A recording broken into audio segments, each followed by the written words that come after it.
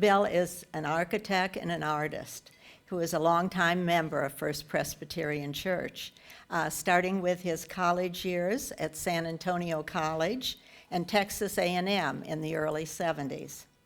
He and his parents, Hal and Jenny, who also attended our group, joined when Lewis joined also, so that gives you a time frame. Now here comes the really exciting part. Bill often wondered about Patrice Hensley, who was listed in the church directory. A photo directory would have helped. They were introduced by a mutual friend on a romantic outing to the Gray Moss Inn via John Shaw's party bus. And since marrying a few years later, they have never run out of things to say. Well, we're certainly glad that you did get to meet her finally. He has helped her with the presentation to her Ladies Shakespeare's Club. That sounds interesting. And eventually joined us, often presenting books that evolved into musicals with Patrice's help. And yes, we have enjoyed those very much. I'd like to say that since Bill has retired, he's had even more time to devote to his many other gifts, including art, music, and speaking. And this has, of course, been to our advantage, and that he manages to involve reading into the mix of all this at some time or another. So anyway, moving right along, here with us today to review the first conspiracy. Bill?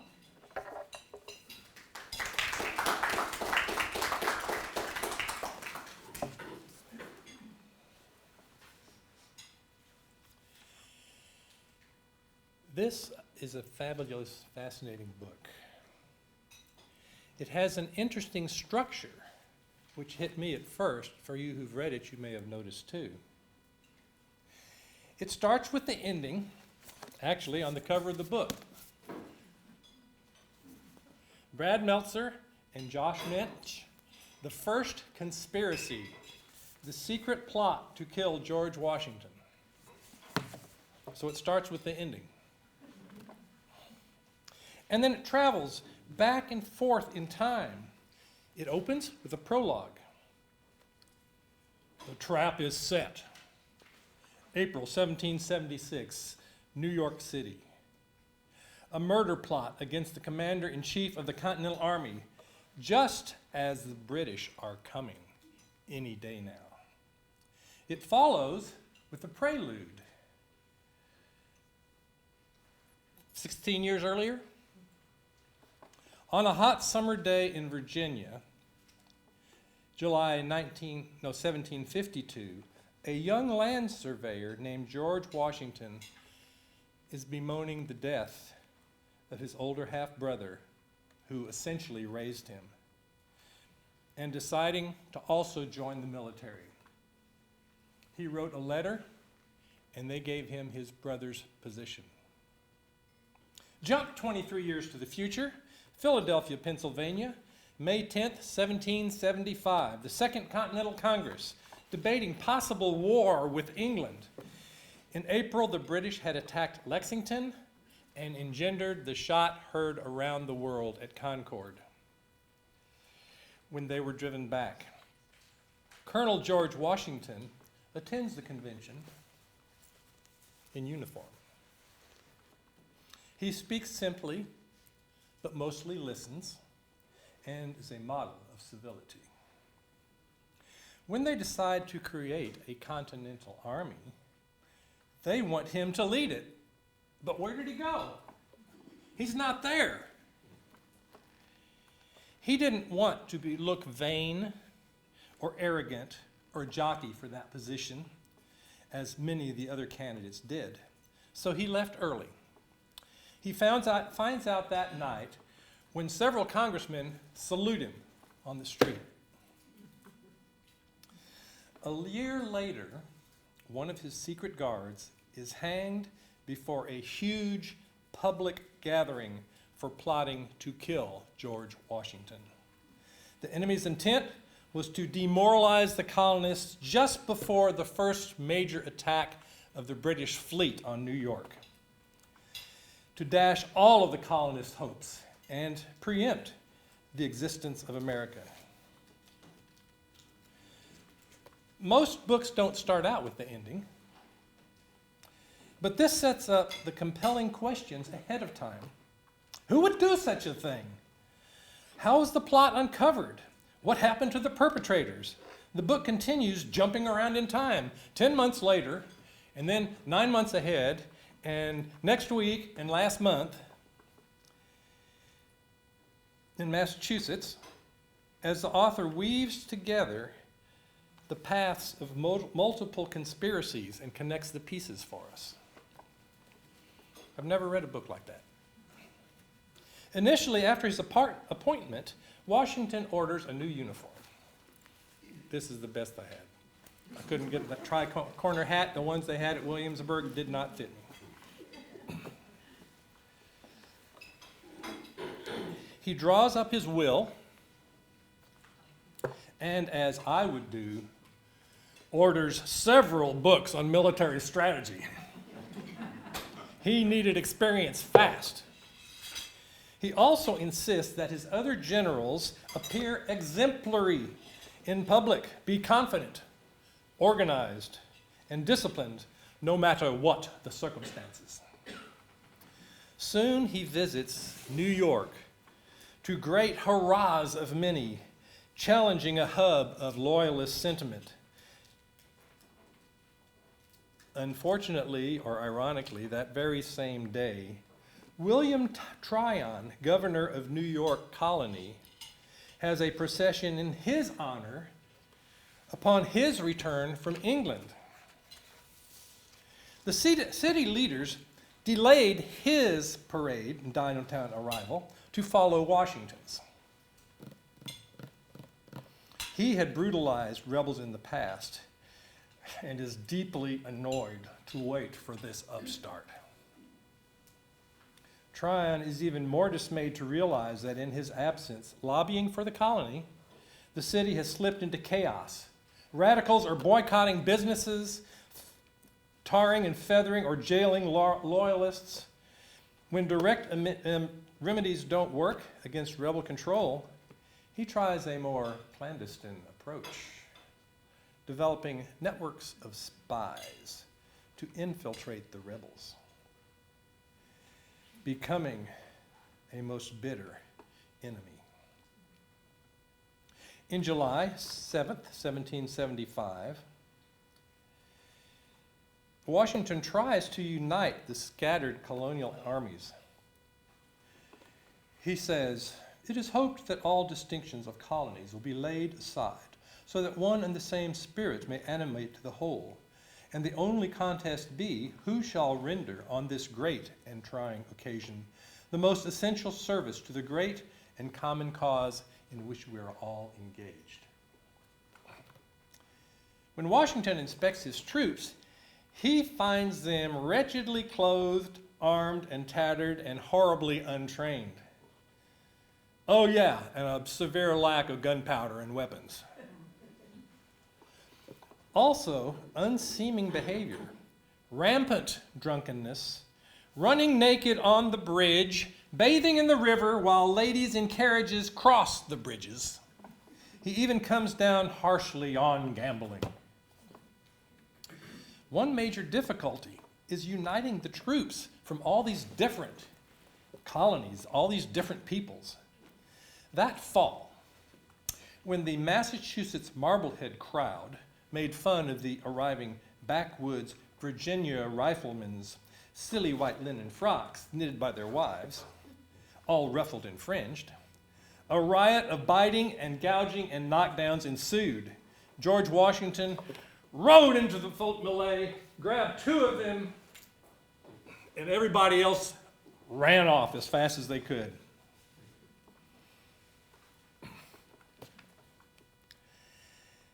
One major difficulty is having an army like that. It sounds like he's the father of a undisciplined country.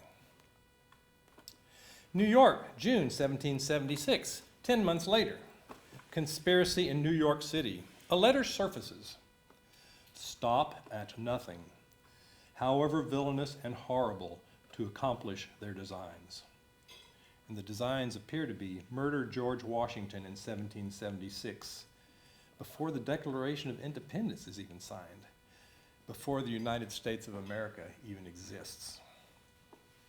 Cambridge, Massachusetts, 9 months earlier, September 1775.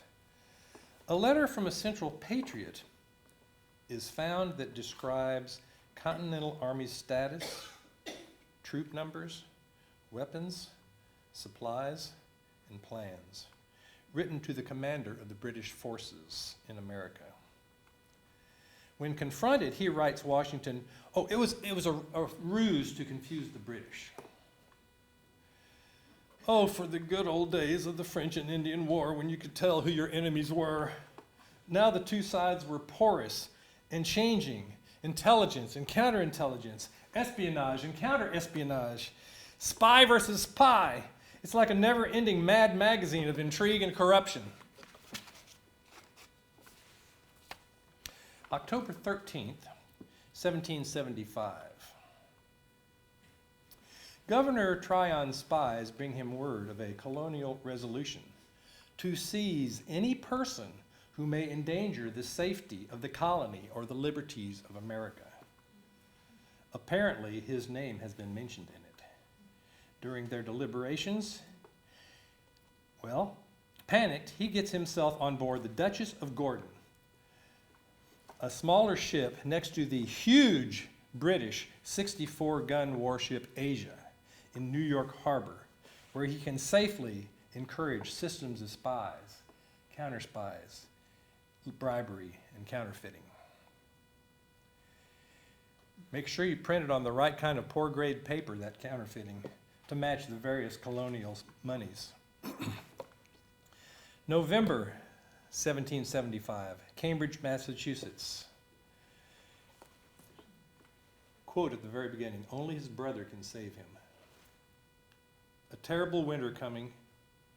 Poorly provisioned and unsanitary quartered soldiers are cold, unpaid, and now subject to a deadly epidemic of smallpox.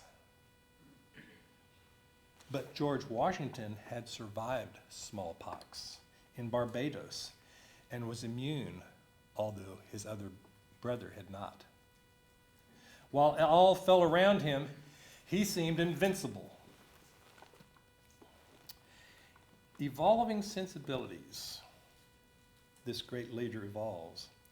As a slave owner, Washington initially opposed blacks in uniform, but realizes they had served him well in Massachusetts and did not want to lose that talent to the other side. So the Continental Army eventually became the most integrated army in our history until the Vietnam War. He later pushed for abolition of slavery and freed all his slaves in his will. January 1776, trust no one. Washington wrote, there is one evil I dread, and that is their spies. He lies awake worrying. Is his army being infiltrated? Is he bearing too much? One solution is request hand-picked soldiers to be lifeguards, to protect him, to conquer or die. Stuck outside of Boston through a terrible winter until March 1776, he's about to lose thousands of enlistees, but a new hope arises. A young artillery specialist, Henry Knox, has learned of cannons in an abandoned fort in upstate New York, Ticonderoga. He proposes fetching them and bringing them to target Boston. He departs with his younger brother after they say, go ahead, and returns with a caravan of 50 cannon and mortars on January 18th, 1776. That's 2 months later. On the way, they gathered volunteers and people to help make all this happen. On March 2nd, the army starts shelling the British, who return fire all night. While this side diversion of tit for tat continues, the big guns are transported up the heights behind a row of hay bales that had been put there the previous few days for whatever reason on the side, maybe so you won't fall over the edge into the gorge, to block this British sentry's view when the guns come. At sunrise, checkmate. 12 huge cannons are ready to fire down upon the British, too high up for return fire to do any good. General Howe, they've done more in one night than I could have made by my army in months. On March 8th, he offers to retreat peacefully. Intelligence, cunning, secrecy. These become Washington's tools of war. Meanwhile, back in New York, Governor Tryon continues to sow discord against the rebellion. He issues a proclamation to the inhabitants of New York, decrying the prejudice, delusion, and faction that have overtaken the city by the rebellion. That and political appointments only emboldens the rebellion. He can't believe Boston fell. Both sides know that New York City is key, as control of the Hudson River can split the colonies in half. 1/3 of New York's 25,000 residents leave in early 1776. Is that like a really big high school there? Washington sends General Charles Lee to New York City to fortify it, suppress loyalists, and stop Governor Tryon's scheming and spying. Nicknamed Boiling Water Lee, he proves to be a bit heavy-handed. He is replaced by General William Alexander, also known as Lord Stirling. Meanwhile, Tryon is still untouchable, cradled up against the gunship Asia, and plotting openly, still managing spies through food and supply deliveries.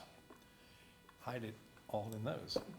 Though they weren't supposed to convey correspondence, and bribing Continental soldiers or militiamen to betray their army and side with Britain. April 1776.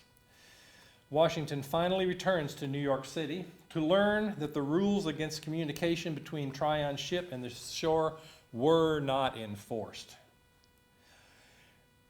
Okay, if you continue, you will be dealt with as enemies. The next letter goes to the newspapers for all to read. Any such action is treason. Washington finally writes in his own hand, I declare if any person has any correspondence or aid to these ships shall be considered an enemy to the colonies and shall be so treated. Washington's lifeguards become ever present at his headquarters and his living quarters, and they have established regimented drills for any potential harm that could come to him, becoming a model for today's Secret Service. Hessians are hired by the Crown to bring special brutality to future actions. Tryon has even planted a mole in the Continental Congress, so he knows when things are happening there. He is getting citizens to switch sides and eventually getting soldiers to do the same. Now, if he could just get one of those pesky lifeguards to do the same. Trusted General Philip Schuyler is deemed a mastermind in a nefarious plot against Washington. Washington confronts the rumor directly. It turns out to be false. But how can you combat secret plots, disinformation, and subterfuge? What they need is counterintelligence, a secret committee to advise the commander-in-chief. The Committee on Intestine Enemies, don't like that name, evolves into the Committees on Conspiracies. Better. I like that much better. When John Jay takes over. John Jay, who goes on to become, I think, the first Supreme Court justice. Drinking, disease, filth, prostitutes, secret plots. Gilbert Forbes appears to turn a soldier, a member of the Lifeguards named William Green. And he could change the course of the war. June 1776. One of the captured counterfeiters, Isaac Young, only had brief acquaintance with them. I think he maybe found some paper they could use. And is distraught to be imprisoned with them as a widower with now 6 children without mother. He hears complaints from other prisoners who are actually Continental Army soldiers, cursing the rebellion and praising the king. Somebody should hear about this. He finally gets a hearing and is taken seriously when 2 of George Washington's lifeguards are implicated, as well as several others not in jail. George Washington's life is in danger right now, but he can't let on. British attack is imminent. How do you deal with this without tipping the culprits off? Well, maybe I've told you enough. I don't want to spoil the ending. We should just stop right here. They foul up. The enemies get away with murder and replace Washington with an actor who looks like his identical twin. They win the war, and we're actually all still British. If not properly handled, this could have been the case. Except I don't know who looks like him. The investigation accelerates. Warrants are drawn up. A list of Tories in New York and Orange County is drawn up. June 22nd, 1776. The mayor is arrested at 10 a.m. 23-year-old Lieutenant Colonel Samuel Blanchly Webb documents the arrests of 5 or more lifeguards. His next journal entry: to our great astonishment, we found 5 or more of the general's lifeguard to be accomplices in this wicked plot, which was, at the proper time, to assassinate the person of His Excellency and other general officers, blow up the magazine, and spike the cannons so they couldn't fire. It was to be put in execution as soon as the enemy's fleet appeared, if no proper time is offered before.